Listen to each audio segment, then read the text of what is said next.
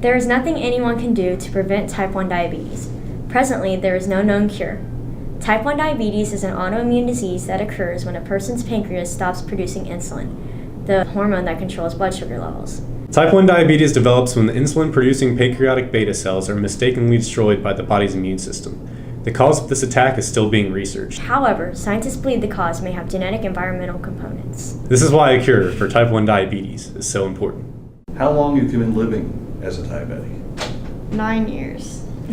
What was it like for you prior to being diagnosed? Do you remember?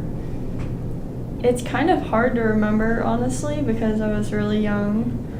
But I remember it being a huge change just because I had to start thinking about every meal. I had to count my carbs. And you just, when you're a little kid, you never even think about what you're eating at all. And I had to start kind of like keeping track of it and watching my blood sugar. And I was so young. Is a lot. And now it's almost 10 years later. I can't imagine as a parent what they were going through when you were first diagnosed. How have they changed since then? Well, at first, since I was only 8, it was mostly on them to watch it and make sure I was okay. But now since I'm about to go to college, a lot more of it's on me.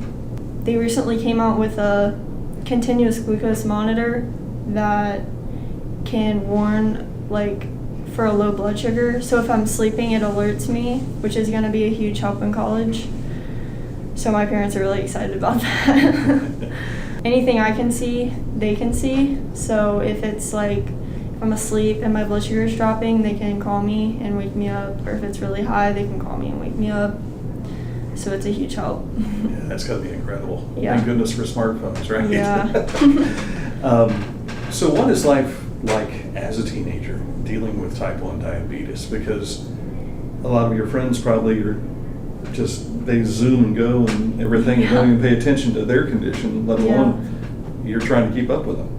It's definitely frustrating more than anything because, we'll be out to eat or whatever, and my friends will all get a large milkshake, and I can't get one because my blood sugar is already high, and not that I can't drink it, but it would make me feel bad for the rest of the day or whatever. So it can be really frustrating, and I play volleyball, so when I have a low in the middle of the game and I have to sit out, that's really frustrating.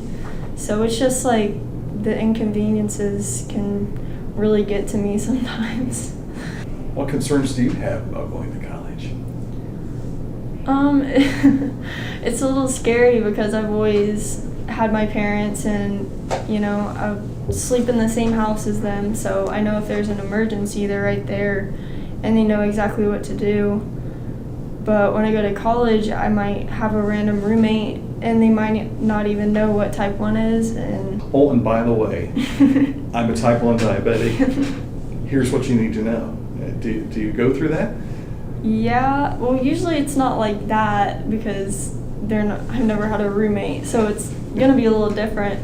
But usually when I tell people, they're like, oh, so you can't eat sugar? Or, oh, so you were diagnosed because you ate too much sugar or something like that? And I'm like, no, it's an autoimmune disease. And then I have to explain what that means, and I have to explain that I can eat anything that anyone else can eat. It's just I have to take insulin, and it's just a long conversation that I have a lot. What would you say to other kids who find themselves in your circumstances, whether they be 8 or 17? Don't let it stop you from doing anything or get you down, because I know I've had some breakdowns definitely before, just because it's a lot and you never get a break, So I just say you just keep fighting it and you keep going, and it gets easier, definitely. The first, year that you have it, you're so not used to it. It's really tough, and you're poking yourself all the time, and it's really hard to get used to. But then after a couple years, it's second nature, and I don't even have a second thought when I have to poke my finger before I eat or anything. It's just easy now. Just part of life. Yeah. What, do you plan on going into the medical field at all in school, or? Yeah, I do. Yeah. Was this a reason why? No, well, I'm not sure. I had no idea what I wanted to be when I was like 8, but I've definitely been around like hospitals and stuff more than I would have been if I hadn't been diagnosed, so I guess it probably has influenced me a little bit. Yeah. I'm Taylor Strickland, and I'm a type 1 diabetic.